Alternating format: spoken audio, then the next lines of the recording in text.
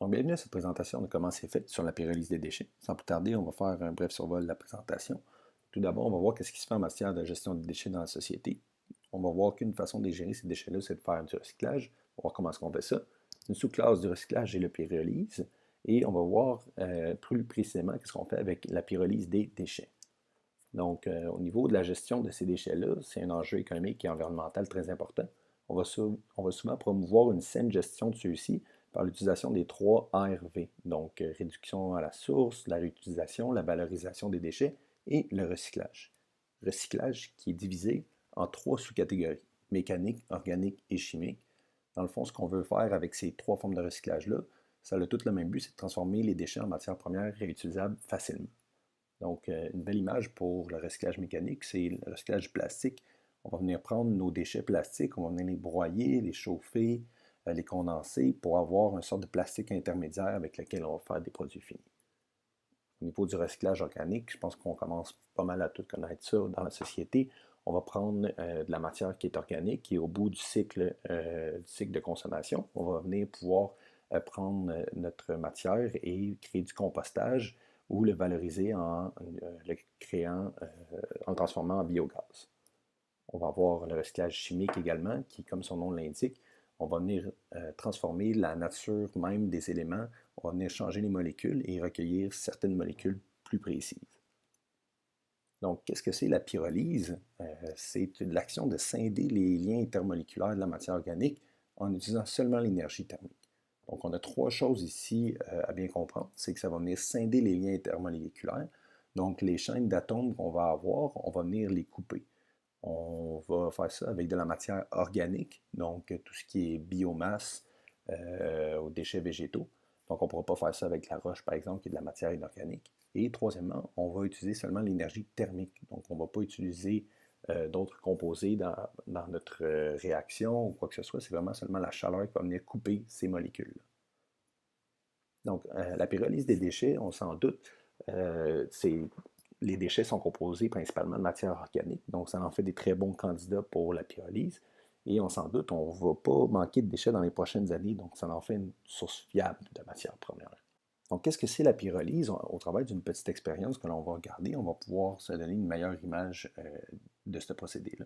Ce qu'on va venir faire, c'est qu'on va venir mettre de la matière organique dans notre bocal, ici des petites bûchettes. Ça pourrait être n'importe quoi, dont des déchets, tant que c'est composé de matière organique. On va venir fermer hermétiquement notre bocal et on va venir faire de la pyrolyse. Donc, ce qu'on va venir faire, c'est chauffer en dessous notre bocal. On va venir couper les liens intermoléculaires de notre matière organique et donc, on fait vraiment de la pyrolyse selon la définition. Ce qu'on va venir voir apparaître, c'est du gaz initialement, du gaz pyrolytique, et on va avoir une condensation de ces gaz-là qui vont commencer à suinter à l'intérieur des parois. Au fur et à mesure que l'on avance, on s'imagine qu'on va avoir de plus en plus d'huile pyrolytique sur le côté. À la fin, ce qui va nous rester, c'est vraiment seulement du solide.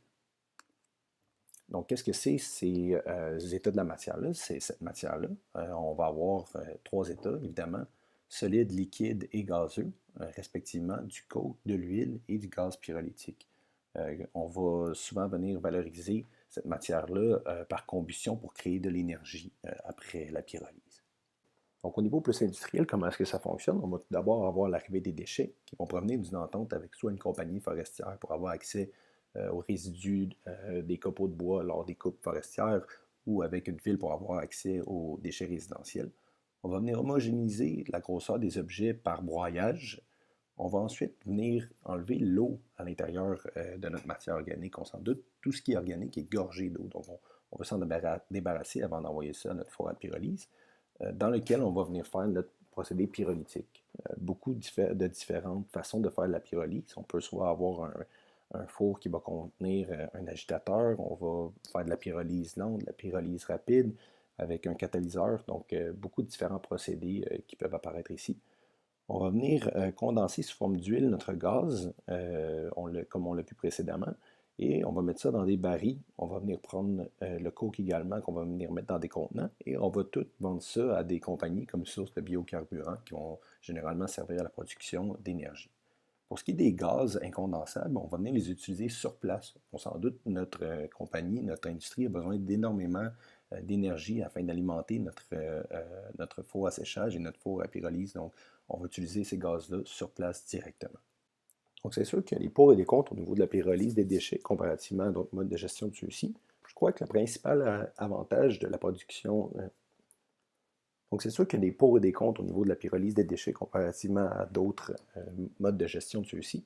Je crois que le principal avantage réside dans le fait qu'on va produire un biocarburant, donc moins dommageable pour l'environnement que les carburants d'origine fossile. On va pouvoir entreposer cette énergie-là, cette matière-là, pour une utilisation ultérieure, et on va utiliser cette énergie-là qui aurait été perdue inutilement si on l'avait simplement laissée dans un dépotoir ou dans un site d'enfouissement. C'est sûr qu'il y a un taux d'émission de gaz à effet de serre et d'eau usée qui est quand même considérable. Il va donc falloir continuer à faire de la recherche en ce sens-là. Et une bonne nouvelle pour les futurs ingénieurs chimistes de l'École polytechnique, il y a beaucoup de projets d'usines de pyrolyse qui sont sur la table pour le Canada seulement. Donc, on a vu, il y a beaucoup de beaux génies chimiques à faire dans ces usines-là. Donc, c'est une très bonne nouvelle. Donc, merci beaucoup de votre écoute. J'espère que vous avez apprécié. Au revoir.